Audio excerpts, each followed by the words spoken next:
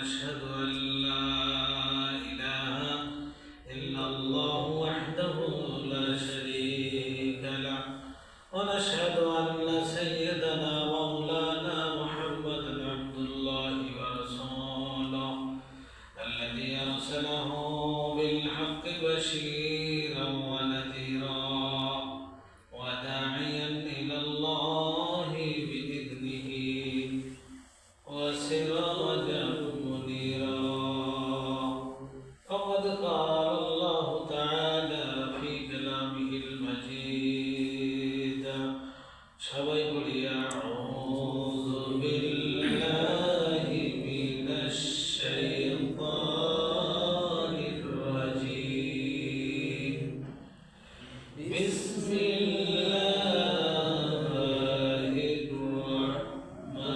الرحمن الرحيم لا الشمس ينبغي لها أن تدرك القمر ولا الليل سابق النهار وكل في فلك يسبحون وآية لهم الليل وآية لهم أنا حملنا ذريتهم في الفلك المشحون وخلقنا لهم من مثله ما يركبون وإن نشأ نغرقهم فلا صريخ لهم ولا هم ينقذون إلا رحمة منا ومتاعا إلى حين وإذا قيل لهم اتقوا ما بين أيديكم وما خلفكم لعلكم ترحمون صدق الله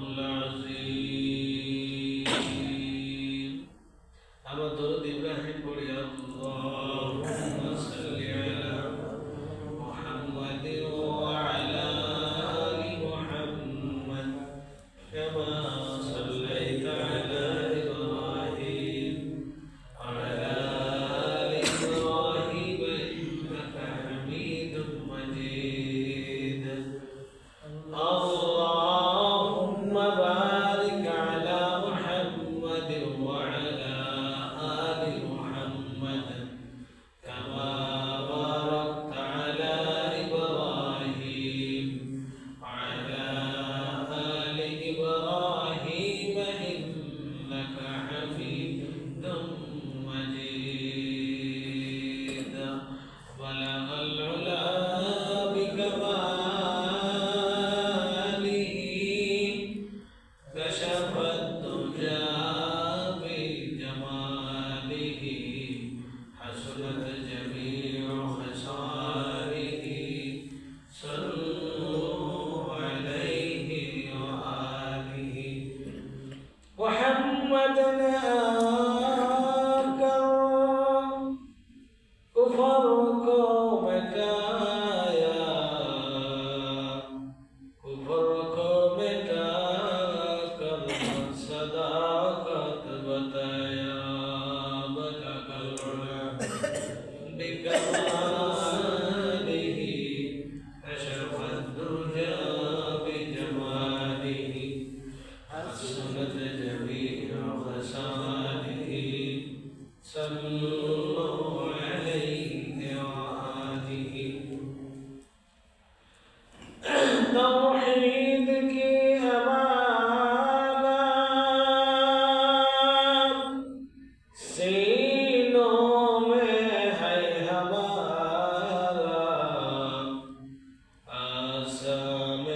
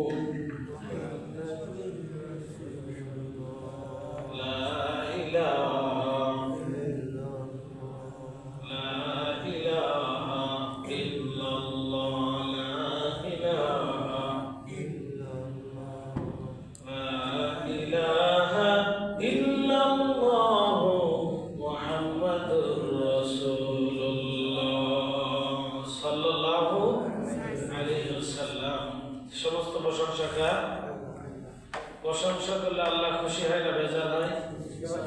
আমরা নামাজের মধ্যে পড়েছি আলহামদুলিল্লাহি রাব্বিল, মানে সমস্ত প্রশংসাকার।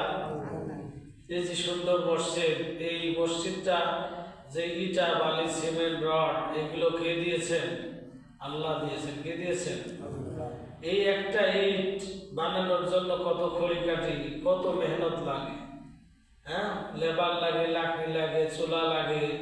কিন্তু এই যে ইট বানালো, এটার মধ্যে যে মেডিসিন মাটি, এটা কে দিয়েছেন? আল্লাহ দিয়েছেন। এই যে বালু, এই বালুকণা, একটা বালুকণা পৃথিবীর কেউ বানাইতে পারে না। তো এই জন্য আমরা আল্লাহ পাক রব্বুল আলামিনের সবসময় শুকরিয়া আদায় করবো। শুকরিয়া আদায় করলে আল্লাহ খুশি হয়। আল্লাহ কি হয়? আল্লাহ নিয়ামত বাড়াই দেন, গুনাহকে মাফ করে দেন। নিয়ামত বাড়াই দেন, গুনাহকে কি করেন? মাফ করে দেন। তো আমরা আজকে সূরাতুল ইয়াসিনের 40 থেকে 45 নম্বর আয়াতে কারিমা তেলাওয়াত করেছি। আজকের এই সূরার এই 5টি আয়াতের সারমর্ম হলো সৌরজগৎ এবং চন্দ্র নিয়ে আলোচনা, এবং এগুলো আল্লাহ পাক রব্বুল আলামিনের নিদর্শনের মধ্যে থেকে একটি নিদর্শন। সমাদর্শনে আমরা এই আয়াতে কারিমা গতদিনও তেলাওয়াত করেছি।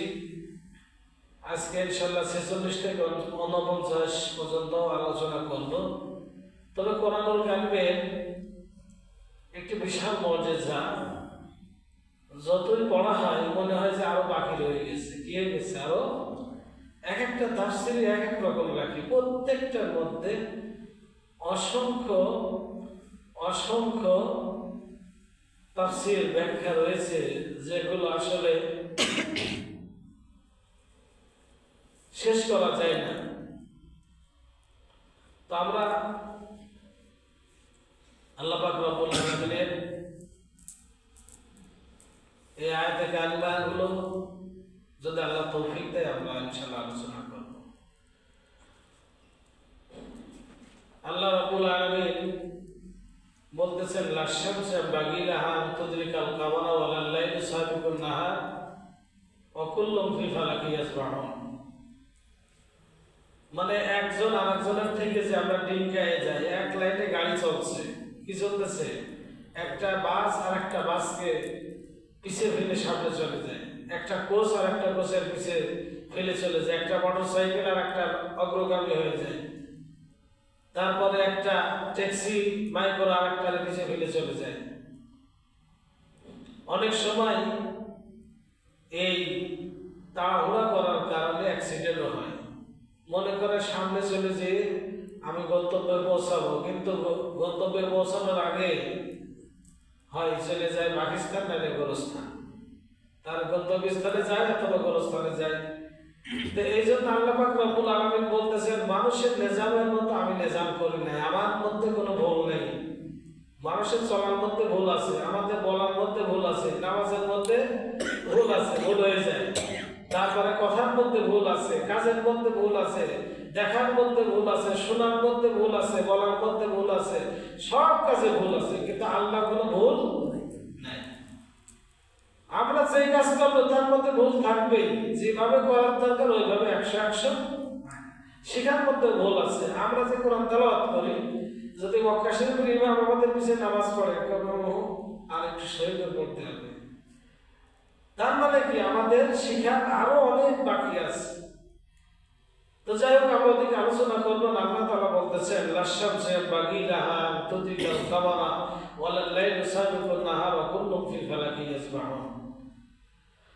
সূর্যের পক্ষে সম্ভব নয় সে চাঁদের নাগাল পাবে, মানে চাঁদকে ধরবে, এবং রাতের পক্ষে সম্ভব নয় সে দিনকে অতিক্রম করবে, দিনের যে নাগাল পাবে, দিনকে ধরে ফেলবে, তার থেকে অগ্রগামী হয়ে যাবে।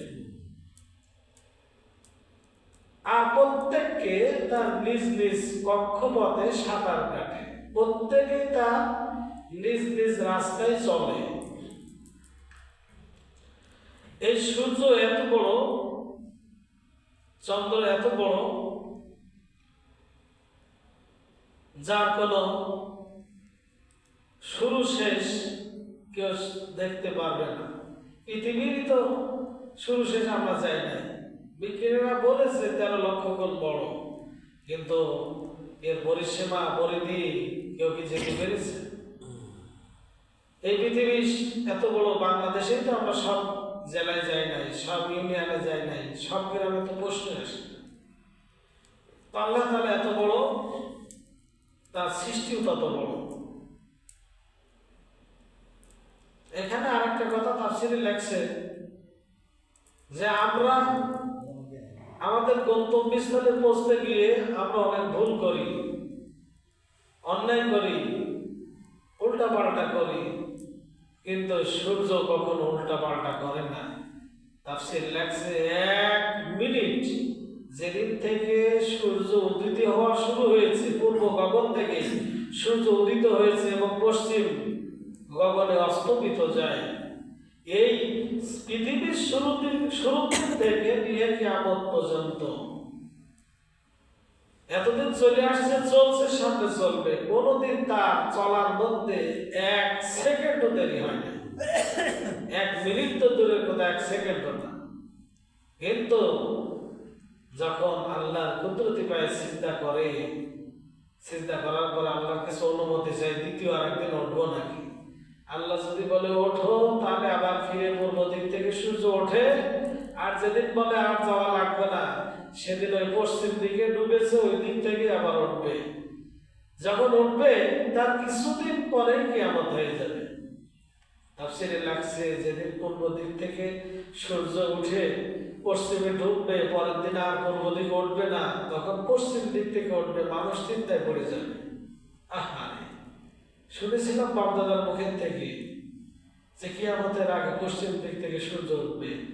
এখন তো আমাদের সব শেষ, ক্ষমতা শেষ, আমাদের পৃথিবী এখন ধ্বংস হয়ে যাবে। তখন সবাই বলবে আস্তাগফিরুল্লাহ, আস্তাগফিরুল্লাহ, আল্লাহ মাফ করছে, মাফ করে দাও, অন্যায় হয়ে গেছে, তওবা করবে, লা ইলাহা বলবে। কিন্তু নবীজি বলছেন যেদিন পশ্চিমে সূর্য উঠবে সেদিন আর কোনো তওবা, আস্তাগফিরুল্লাহ, কলেমা কোনোটাই কবুল হবে না। সব তওবার দরজা কি হয়ে যাবে? বন্ধ হয়ে যাবে। তওবার দরজা কি হবে বলেন? যেদিন পশ্চিমে সূর্য উঠবে সেদিন আর হাজার তওবা করলে কাম হবে না। এখন যদি গুনাহ করি, তওবা করে ফিরে আসলে আল্লাহ মাফ করে দেবে। এখন যদি আমরা অন্যায় করি, তওবা করলে ফিরে আসলে আল্লাহ মাফ করে দেবে। আমরা যদি ভুলে জিনাও করে ফেলি, কথার কথা, আল্লাহর কাছে তওবা করলে খাস দিলে আল্লাহ মাফ করে দেবে। কোরআনের আয়াতে আছে অতুবু ইলাল্লাহি তাওবাতান নাসুহা, অতুবু ইলাল্লাহি তাওবাতান নাসুহা। আল্লাহ বলেন তোমরা আমার কাছে তওবা করো, ফিরে আসো, আমি সব গুনাহ মাফ করে দেব। সুবহানাল্লাহ। হযরত আশরাফ আলী থানভী রাহমাতুল্লাহ আলাইহি এই ঘটনা, এই আয়াতে, এই তওবার প্রেক্ষিতে একটা ঘটনা তুলেছেন। লম্বা ঘটনা, সংক্ষেপে বলছি, আপনাদের অনেকের জানা আছে। ঘটনাটা হলো মশহুর ঘটনা। তিনি লিখতেছেন যে এক বছরে বনি ইসরায়েলের মধ্যে 199টা খুন করছে। কয়টা? 99টা খুন করেছে। এখন তার জীবনে নাড়া দিয়েছে যে আমি করলাম কি, এত অন্যায় করছি, 99টা খুন করেছি, আর কত অন্যায় করবো। যাই মৌলানা সাহেবের কাছে বলছে, হুজুর আমি যে অন্যায় করছি এর তো মনে হয় মাফ হবে না, এখন আমার একটা রাস্তা বাতলাম, আমি কিভাবে মাপ পেতে পারি, একটা রাস্তা দেখা। তো উনি বলতেছেন যে তুমি কি করেছো? 99টা খুন করছি। বাবা, একটা করলে এর জালে বাঁচে না, আর 99টা করেছে, মাপ হয় না, তোমার কোনো মাপ নেই। তো উনি চিন্তা করলো যে 99টা যেহেতু হয়েছে, আর একটা 100 পুরা এই দিই। পরে হুজুরের দিয়ে 100 পুরা করেছে। হুজুর কাম হতে শেষ, পরে চলে গেছে ঢাকায়। হুজুরের দাফন কামন হয়ে গেল, লম্বা ঘটনা। পরে উনি জানতে পেরেছে যে আমার পার্শ্ববর্তী একটা এলাকায় বহুত বড় বিজ্ঞ আলেম এবং তাওরীতের জবরদস্ত মহাপণ্ডিত, তার কাছে যে বলছে আসসালামু আলাইকুম, হুজুর ভালো আছেন? হুজুর তো শুনেছে যে ডাকাত অমুকের বাড়ি গেছিল, সে মাপ চাইছে যে আল্লাহ মাফ করবো নাকি, ঘটনা তো জানে। তো হুজুর যেহেতু শেষ করছে, তাহলে আমার দিলে 101টা হইব, আমার গোয়ার দরকার নেই, আগে জীবন বলছে। পরে বলতেছে হুজুর কি আমার তো জীবনে 100টা হত্যা করেছি, আমার কি কোনো ক্ষমা আছে নাকি? তো হুজুর কয় যে ক্ষমা আছে মানে আল্লাহ তো ক্ষমার দরজা খুলে রেখেছে, তুমি যাবা আল্লাহ মাফ করে দেবে। সুবহানাল্লাহ, এরকম হুজুরিতে খুশি। পরে উনি বলতেছে তাহলে কেমনে মাপ পাওয়া যায়? আল্লাহর কাছে তওবা করো, কান্নাকাটি করো, আল্লাহ মাফ করে দেবে। আচ্ছা ঠিক আছে, তওবা তিল্লাকারী। অনেকদিন আল্লাহর কাছে কান্নাকাটি করতেছে। একদিন এসে বলতেছে হুজুরের কাছে যে হুজুর অনেক তো তওবা করলাম, তো আল্লাহর পক্ষ থেকে কিছু বুঝি না যে আমার মাপ হলো কিনা, শব্দেও দেখি না, কিছু বোঝাও যায় না, তো কি করা যায়? তো কয় বুঝতেছি তুমি যে এলাকায় ছিলে ওই এলাকাটা খারাপ, খতরনাক এলাকা, এই এলাকা ছাড়ো, ওই এলাকার লোকগুলো ভালো না, খারাপ এলাকা থেকে তাড়াতাড়ি সরে ভালো এলাকা যাও। তো কোন জায়গা ভালো এলাকা? কয় ওর পার্শ্ববর্তী এক জায়গা আছে, ওই গ্রামের লোক খুব ভালো, নামাজ পড়ে, দিনদারি মানদার, ওরা লোক খুবই ভালো, ওটা খারাপ মানুষের বসবাস কম, ওখানে মাদ্রাসা মসজিদ আছে, ভালো লোকের বসবাস, শিক্ষিত এলাকা। এই সমস্ত মূর্খ এলাকা ছাড়ো, গোনার এলাকা, পাপের রাজ্য ছাড়ো। তো উনি চিন্তা করলেন, গাঠি বুঝটা নিয়ে গোলাপান নিয়ে একবারে চলে গেলেন বাড়ি ছেড়ে। উনি রওনা করলেন। আল্লাহর কি মহিমা এই ঘটনায় লিখতেছেন ফার্সি ভাষায়, যার অর্থ হলো যে তিনি লিফটে চড়লেন, লিফটে চড়ার পরে সুদূর প্রাসাদের উচ্চ শিখরে পৌঁছার উদ্দেশ্যে প্রায় পৌঁছে গেছেন। সেখান থেকে টাস করে লিফটটা রশি ছিঁড়ে গেল, আর সে অতর্ক গহ্বরে চলে গেল। সে তার গন্তব্যে পৌঁছাতে পারলো না, মানে মারা গেল। লিফটের রশি ছিঁড়ে মানুষ বাঁচে? 10 তলার উপরের থেকে ছিঁড়ে গেছে, আর বাঁচবে না। তো বলে সে যখন বাড়ি থেকে রওনা করেছে, তার গন্তব্যস্থলে পৌঁছানোর আগে সে ইন্তেকাল করেছে। আল্লাহর পক্ষ থেকে ফেরেশতারা চলে আসলো শাস্তি দেওয়া, ফেরেশতা আবার চলে আসলো জান্নাতের কিছু ফেরেশতা, এসে বলতেছে ওই লোকটাকে আমরা শাস্তি দেব। জান্নাতের ফেরেশতারা বলে না, তাকে শাস্তি দিতে দেব না, সে তো ভালো কাজে যাচ্ছিল, ক্ষমার উদ্দেশ্যে, ভালো উদ্দেশ্যে। তো তাদের মধ্যে অনেক বাক বিতণ্ড হয়ে গেল। আল্লাহ পাক রব্বুল আলামিন দ্বিতীয় পক্ষ একটি ফেরেশতা পাঠালেন একদল। তারা এসে বলল ঠিক আছে, তোমরা এক কাজ করো, আল্লাহ পাক রব্বুল আলামিনের তো কারিশমা, আসলে উনি তো বাড়ি থেকে বেরোয় বেশি দূর যায় নাই, বেশিরভাগ রাস্তায় ছিল তার বাড়ির কাছে, কিন্তু সে ভালো এলাকায় পৌঁছানোর আগে সে মারা গেছেন। কিন্তু আল্লাহ তাআলা ওই দিকের রাস্তা সংকুচিত করে দিয়ে একেবারে কাছে বাড়াই দিয়েছে, আর এদিক দূরে সরাই দিয়েছে। বলছে ফেরেশতারা তৃতীয় পক্ষ এসে বলছে মাপ দাও। মাপ যোগ করার পর দেখা গেল যে সে ভালো এলাকার বেশি কাছে চলে গেছে, আর খারাপ এলাকার থেকে দূরে চলে আসছে। তার মানে উভয়ের মাঝখানে মাপ দিয়ে 1 হাত জায়গা সে বেশি চলে গেছে। আল্লাহ তাআলা বললেন ফেরেশতাদের যে ফেরেশতারা যেহেতু সে ভালো কাজে বেশি চলে গেছে, আমি আল্লাহ তাআলা তাকে মাফ করে দিলাম। সুবহানাল্লাহ। আসলে আল্লাহ তাআলা তো মাপ দেওয়ার জন্য বসে আছে। আল্লাহ কি অনেকে বোঝে না, কয় তওবা করব না, করতেছি পরে মাপ সামনে, যখন গুনাহ হয়ে গেছে একটা বুদ্ধি শিখিয়ে দিই, কইলে দোষ নেই। যদি কোনো সময় শয়তানের ধোঁকায় গুনাহ হয়ে যায়, যে আমি গুনাহ করে ফেলেছি, আমি জিনা করে ফেলেছি, আমি একটা খারাপ কাজ করে ফেলেছি, সঙ্গে সঙ্গে বুদ্ধিমান লোকের কাম হলো ওযু করবে, গোসল করবে, পারলে গোসল করার পরে 2 রাকাত নামাজ পড়বে, তো পড়ে তওবা করবে, আল্লাহ তাআলা গুনাহ মাফ করে দেবেন। সুবহানাল্লাহ। আর যদি এই অবস্থায় মারা যায় তাহলে জাহান্নামী। এইজন্য যদি শরীয়তের প্যাচ, শরীয়তের জ্ঞান, শরীয়তের উসুল জানা থাকে, তাহলে বাঁচা সহজ।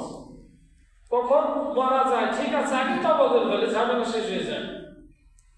এই জন্য কবি বলেন তনা ভাঙ্গে উসসে তো বেজার হাই, हर घड़ी देने के तो तैयार है, जो न मांगे उससे तो बेजार है, हर घड़ी देने के तो तैयार है, घड़ी हर दम बगोया दल्लाहु हो, नाटे टुन टुन टुना टुन टुन टुना टू।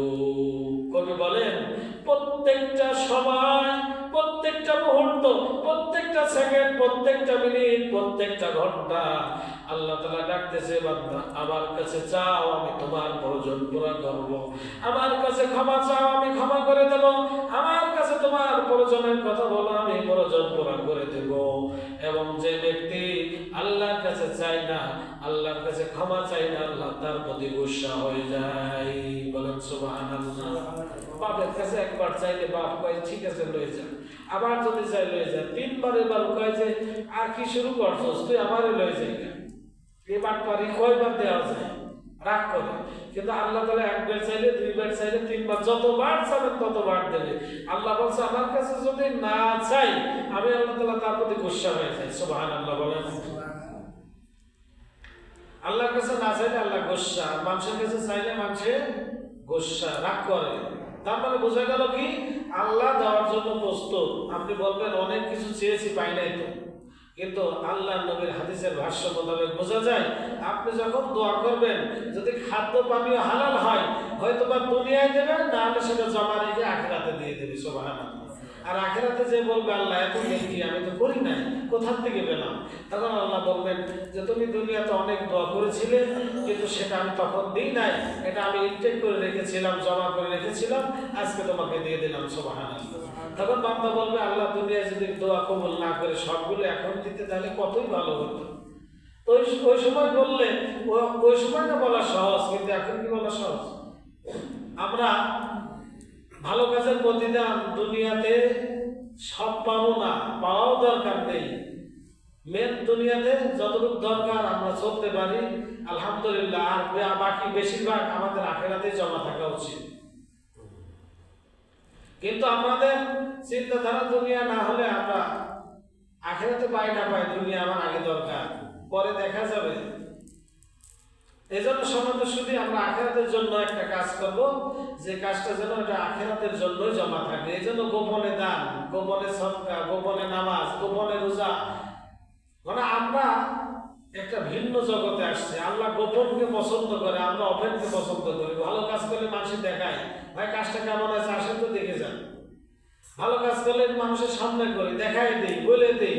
কিন্তু আল্লাহ পছন্দ করে না বললে, না কইলে, না শুনলে, যত গোপন হয় সেটা আল্লাহর কাছে তত প্রিয়। সুবহানাল্লাহ বলেন। কয় হাল্লাকে সাদাকাতুন লা ইয়াখফা লা ইয়ালামুহা ইল্লাল্লাহ। অর্থাৎ তোমার জন্য এমন কিছু সদকা দান আমল থাকা দরকার যেগুলো আল্লাহ ছাড়া কেউ জানে না, যাতে আখিরাতে সেটা নাজাতের ওসিলা হয়ে যায়। সুবহানাল্লাহ বলেন। وآية لهم أنا حملنا ذريتهم في الفلك المشحون।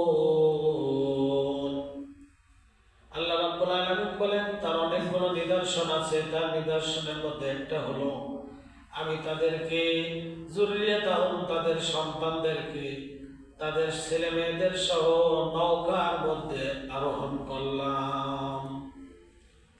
তার মানে কি আল্লাহ নিদর্শনের মধ্যে একটা যে বোঝাই নৌকার মধ্যে, নূহ নবীর কিস্তির মধ্যে গরু, ছাগল, ভেড়া, হাঁস, মুরগি কত কিছু ছিল।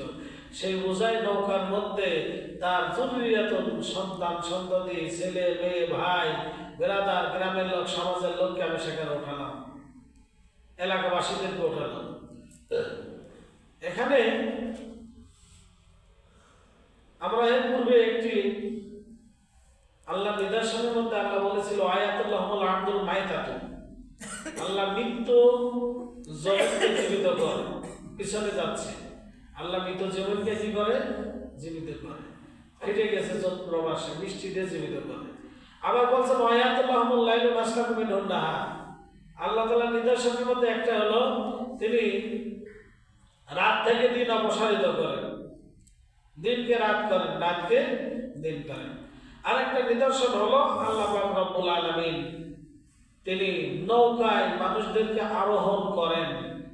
পানির মধ্যে ডুবে যাবে, মারা যাবে, পানির ভিতরে মানুষ তলিয়ে যাবে, কিন্তু সেখান থেকে বাঁচিয়ে হাজার হাজার টন, লক্ষ লক্ষ টন মদ নিয়ে সমুদ্রের জাহাজ সাগরে পাড়িতে এক দেশ থেকে আরেক দেশে মাল বহন করে। আল্লাহ তাআলা নূহ নবীর কথা বলছেন যে আমি তার আত্মীয় সন্তানাদি, তার গোত্রের লোকদেরকে নিয়ে আমি নৌযানে আরোহণ করিয়েছিলাম। এটা আল্লাহ তাআলার এক অপূর্ব নিদর্শন। আল্লাহ যদি এমন বানাতো যে পানির উপরে রাখলেই ডুবে যাবে, তাহলে কি নৌকা থাকতো? কিন্তু আল্লাহ তাআলাই রাখে। কে রাখে বলেন? কোনো মানুষ রাখতে পারে না, আল্লাহই রাখে। কে রাখে বলেন? وخلقنا لهم من مثله ما يركبون, এবং আমি তাদের জন্য অনুরূপ যানবাহন সৃষ্টি করেছি যাতে তারা আরোহণ করে। এই নৌকার মতো আরো যানবাহন আল্লাহ সৃষ্টি করেছেন। তাফসীরে লেখছে মরুর জাহাজ, সাফিনাতুল বাহর, স্থল ভাগের জাহাজ, উটকে বলা হয়েছে সৌদি আরবে প্রাণী জগতের মধ্যে যত প্রাণী আছে সব থেকে বেশি বোঝা বহন করে উষ্ট্রি, উট এক প্রান্ত থেকে অন্য প্রান্তে নিয়ে যায়।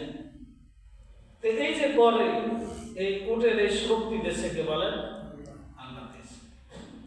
এবং এই যে পানির উপরে মানুষ চড়ে সামনে অগ্রসর হয়, আল্লাহ সেই কথাই সামনে বলতেছেন, وَإِنْ نَشَأْ نُغْرِقْهُمْ فَلَا صَرِيخَ لَهُمْ وَلَا هُمْ يُنقَذُونَ। আমি ইচ্ছা করলে তাদেরকে ডুবিয়ে দিতে পারতাম, আমি ইচ্ছা করলে তাদেরকে নিমজ্জিত করতে পারি। আর যদি আমি ডুবিয়ে দিই, তাদের কোনো সাহায্যকারী, তাদের অন্য উদ্ধারকারী আর কেউ পাবে না। আমরা যখন ফেরিতে দৌলতদিয়া পাটুরিয়া থেকে আসি বা যাই, নদীর মাঝখানে দাঁড়ায় থাকি অ্যাঙ্গেল ধরে, ছোট্ট নদী মনে করেন, এই প্রান্ত থেকে ওই প্রান্তে দেখা যায় হয়তো বা 2 কিলো 2.5 কিলো হবে বা 3 কিলোই মনে করেন। সাগর না মহাসাগর, এটা নদী। এই প্রান্ত থেকে ওই প্রান্তে দেখা যাচ্ছে, তবু নদীর মাঝখানে যখন মোহনা শুরু হয়ে যায়, এমন জোরে স্রোত যায়, ওখানে মনে করেন 1 মিনিট দাঁড়িয়ে থাকা সম্ভব না, পড়লে ঠাস করে নিয়ে চলে যাবে। আর ওইখানে সাঁতার জানলেও বাঁচা সম্ভব না। এখন ওই জায়গা নদীর মাঝখানে যদি জাহাজটা ডুবাই দেয়, তাহলে কেউ কি বাঁচতে পারবে? আল্লাহ বলতেছেন এটা তো নদীর কথা, যদি সাগরের মাঝখানে এই করি, আল্লাহ বলছেন যে ওয়াইন নাশা নুগরিকুহুম, আমি যদি চাই যে তাদেরকে ডুবিয়ে দেব, ফালা সারিকা লাহুম, তাদের কোনো উদ্ধারকারীও থাকবে না, ওয়ালা হুম ইউনকাজুন, এবং তাদেরকে কেউ সাহায্য করতে পারবে না, তাদের বাঁচাইতেও পারবে না, তাদের এই ডুবা থেকে পরিত্রাণও কেউ দিতে পারবে না। কিন্তু কে বাঁচায়? কে বাঁচায় বলেন? আল্লাহ বলছেন ইল্লা রাহমাতাম মিন্না ওয়া মাতাআন ইলা হিন, দয়াময় প্রভু আমি বাঁচাই এবং তাদের কিছুকাল জীবন উপভোগ করার জন্য আমি সুযোগ করে দিই। তার মানে দুনিয়ায় কিছুদিন বাঁচবার জন্য, আমরা তো চিরস্থায়ী না, দুনিয়ায় কিছুদিন বেঁচে থাকার জন্য আমাদের সুযোগ করে দেয় যে আমরা কিছুকাল বাঁচি। এই সুযোগটা কি করে দেয়? রাহমাতুল লিল আলামিন, রাহমাতুল্লাহি আলাইহি, আল্লাহ তাআলা। রাহমাতুল লিল আলামিন মানে রাসূলুল্লাহ সাল্লাল্লাহু আলাইহি ওয়াসাল্লাম, আর রাহমাতুল্লাহ মানে আল্লাহই করে। কি করে? এখন তাফসীরে লেখছে যে আমাদের এই যে বাঁচালো, আমরা নৌকায় চলে ফিরি, এইখানে আমরা বলি নৌকার মাঝখানে যদি ডুবে যায়, আর আল্লাহ যদি কয়ে যে তুই আর যাইতে পারবি না, শ্বাস বন্ধ করে দিই, তাহলে কেউ বাঁচবে? আমরা প্রায় যাওয়া আশা করি, ছোট নদীর কথাই বলি, যে আল্লাহ যদি মারতে চায় কেউ বাঁচাইতে পারবে না। তাফসীরে লেখছে যে সাগরের উপর দিয়ে এই যে এত ওজনের যানবাহন যায়, পানি জাহাজ যায়, এগুলো আল্লাহ রাখে, আল্লাহ বাঁচায়, আল্লাহ করে, অন্য কেউ করতে পারে না। কাফেররা কত বড় হারামি! আল্লাহ অপরাধের মধ্যে বলেন যে যখন তারা মূর্তিগুলো নিয়ে নৌকায় ওঠে, ওঠার পরে নদীর মাঝখানে পৌঁছে যায়, হঠাৎ করে চতুর্দিকে নদীর তরঙ্গ বলা শুরু হয়ে যায়, ঝোড়ো হওয়া শুরু হয়ে যায়, তখন নৌকা এমন অবস্থা হয়েছে ডুবে ডুবে যাবে।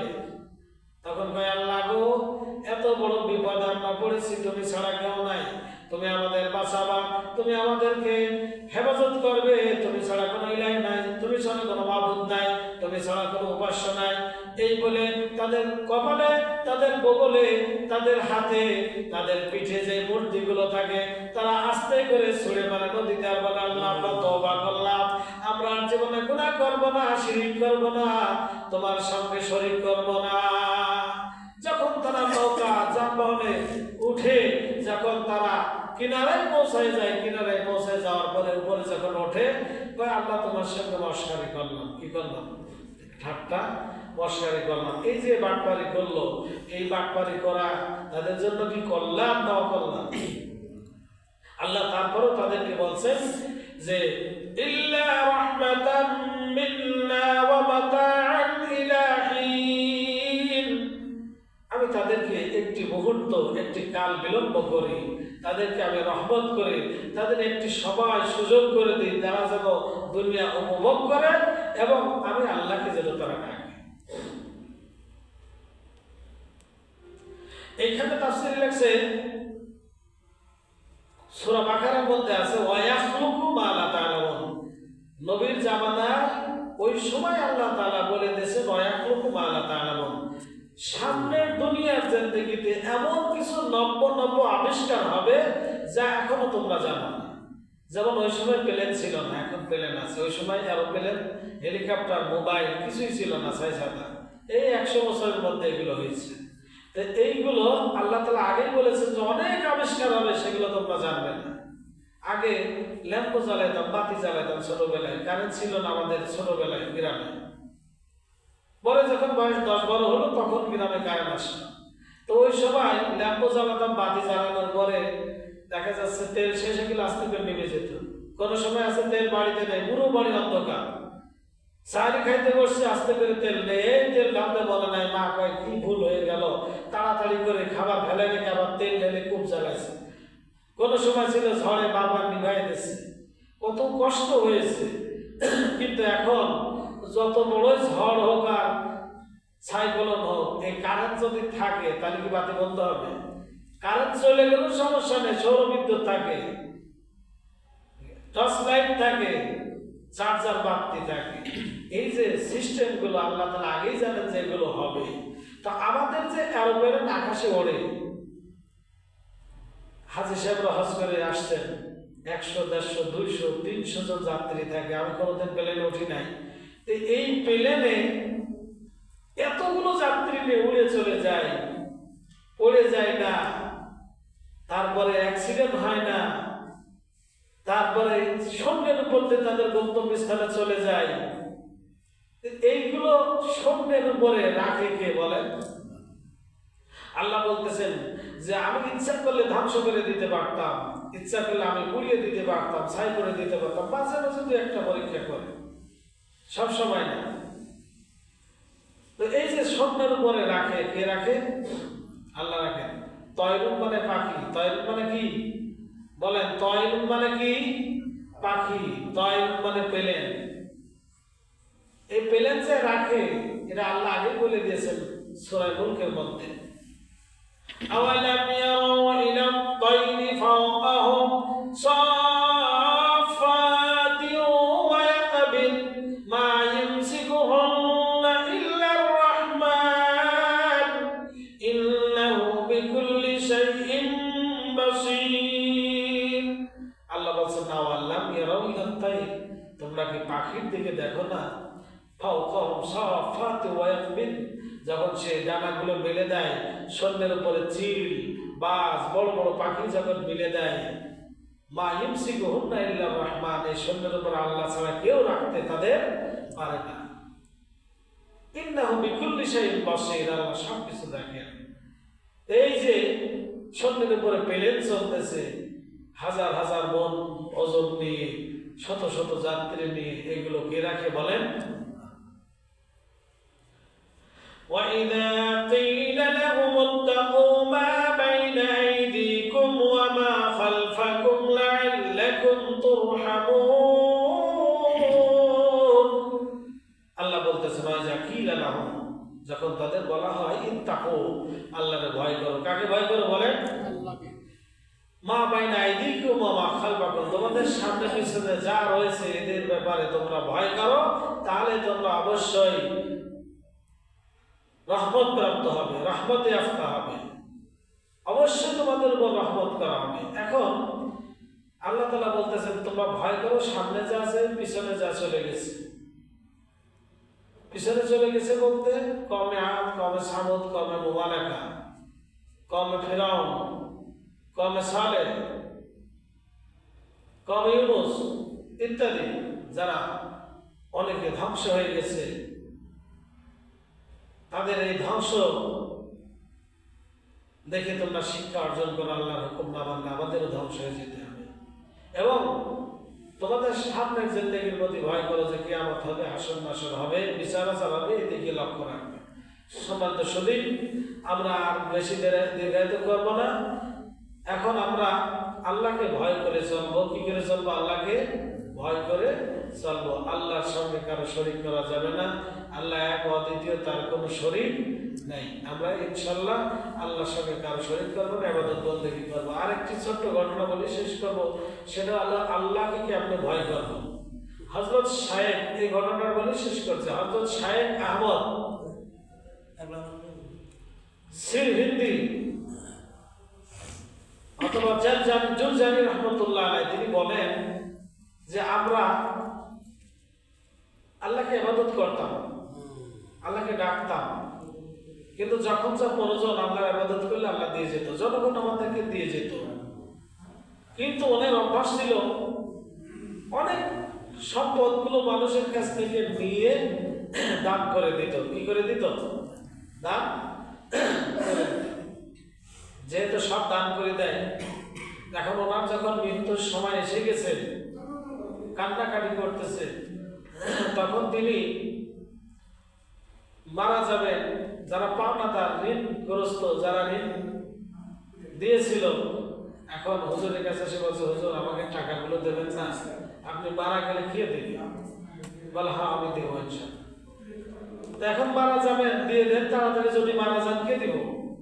এ কথা বললে তিনি বলছেন ঠিক আছে, তোমরা ধৈর্য ধারণ করো, আমি ব্যবস্থা করতেছি। তুমি আল্লাহ পাক রব্বুল আলামিনের অত্যন্ত কাছের একজন প্রিয় বান্দা ছিলেন, যখন যা চেতেন পেয়ে যেতেন।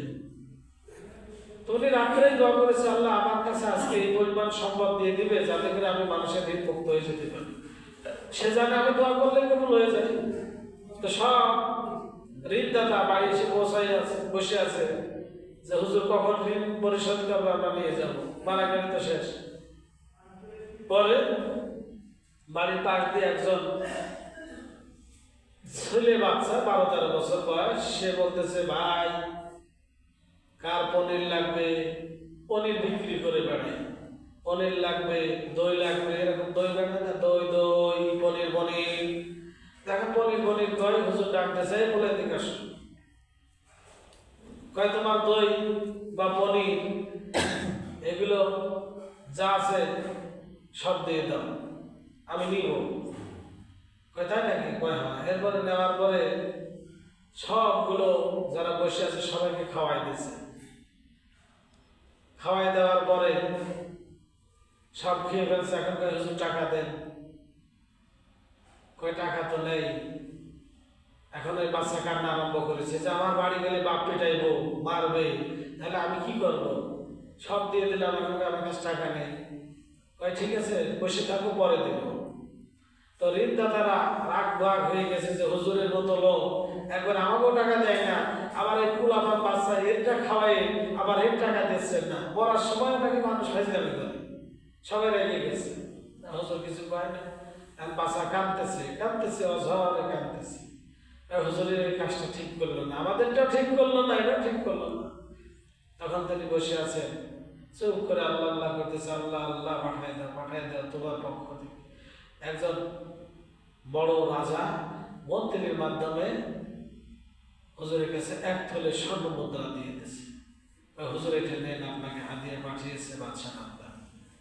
এবং যে পরিমাণ স্বর্ণ মুদ্রা পাঠিয়েছে ওইটা তার যত ঋণ ছিল সে ঋণ পরিশোধ হওয়ার পরিমাণ। তখন তিনি বের করে যারা পাওনাদার তাদেরকে দিয়ে দিল এক এক করে। ওই বাচ্চা যে ছিল তাকেও দিয়ে দিল। এখন সবাই বলতেছে হুজুর আপনি জানলেন কিভাবে আজকে আমাদের ঋণ দিয়ে যাবেন? বলে আল্লাহর সঙ্গে তাআল্লুক আল্লাহ হয়ে গেছে, আল্লাহকে যা বলে দিয়ে দেয়। আমার তো জানা আছে আল্লাহ দিয়েই দেয়। অতএব আপনার কাছে আপনাদের সবাই আমার কাছে ঋণ পান, কিন্তু কেউ কান্নাকাটি করেন না। আমি চিন্তা করলাম যে আল্লাহ পাক রব্বুল আলামিন সে চায় যে বান্দা আমার কাছে কান্নাকাটি করো। আর আল্লাহ বলেছেন যে এমন একজন বান্দা তৈরি করো যে কান্নাকাটি করে চোখের পানি ফেলে। সবাই তো এমনি এমনি বসে আছো, কান্দার লোক নেই, এই জন্য বাচ্চারে কান্দাইছে। না তোমার টাকা নিয়ে নাও, বাচ্চারে দিয়ে দিল, সে চলে গেল, সবাই মুক্ত হয়ে গেল, হুজুর পরিশোধ হয়ে গেলেন, সবাই পেয়ে গেল। এই কথাটার উদ্দেশ্য হলো যে আল্লাহর ভয় যদি অন্তরে থাকে, মরার আগে হলেও সে মানুষের ঋণ পরিশোধ করে যায়। যদি তাকওয়া থাকে, আর যদি চিন্তা করে যে না বাটপারি করবো, মরে যায়, কারো ঋণ দিয়ে যায় না, ও লাস্টে কি করে, পোলাপানের কাছে চাইলে তো আর পাবে না, ছেলে মেয়েদের কাছে ও না দিয়ে চলে যায়, ছেলে মেয়েদের ধনী করে রেখে চলে যায়। অথচ সে আখেরাত হারালো, মরার পরে সে জাহান্নামে চলে যাবে। যে পরের হক পারলো, আল্লাহ তাআলা সেটা মাফ করবেন না। আল্লাহর হক হলে আল্লাহ মাফ করতে পারে, কিন্তু বান্দার হক মাফ করবেন না। এজন্য আল্লাহ তাআলা বলতেছেন وَإِذَا قِيلَ لَهُمُ اتَّقُوا مَا بَيْنَ أَيْدِيكُمْ وَمَا خَلْفَكُمْ لَعَلَّكُمْ تُرْحَمُونَ। আল্লাহ বলছেন তোমরা আল্লাহকে ভয় করো, তোমাদের পিছনের সামনে জিন্দেগির প্রতি লক্ষ্য রাখো, তাহলেই তোমরা আল্লাহর রহমত পাবে। আল্লাহ আমাদের সবাইকে তাকওয়াওয়ালা জিন্দেগি দান করুন, বলেন আমিন। وعلينا البلاغ الحمد لله رب العالمين والصلاة والسلام على أشرف الأنبياء والمرسلين الحمد لله رب العالمين